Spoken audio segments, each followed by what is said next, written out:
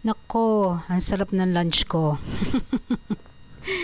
So, ayan, I tried naman na gawing palaman yung holy basil. Doon naman sa aking inihaw na bangus. So, as you can see, marami talaga akong holy basils or tulsi. It's really flourishing in the garden. Kaya naisipan kong instead of alagaw ang ilagay ko, holy basil naman ang ilagay natin dito sa pag-iihaw ko ng bangus. So, boneless tong bangus. And then, syempre, nagiwa ako ng kamatis, sibuyas, ginger. And then yan, nilagay ko na lahat yung mga holy basil muna. And then, tsaka ko in-spread out yung mga tomatoes, onions, and ginger. So, ganyan lang siya, no? And then, syempre, nagpabaga na ako ng apoy.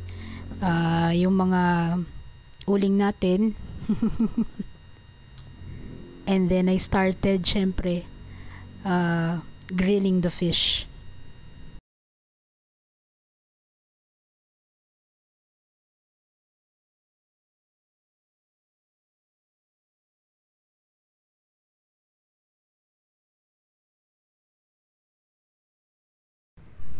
So, yan, a few moments later.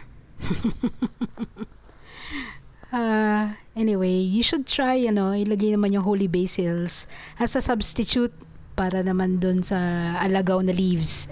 So, I've noticed, natanggal din yung lansa ng fish, and that's not all, mas mabango siya. And so, you've got to try this.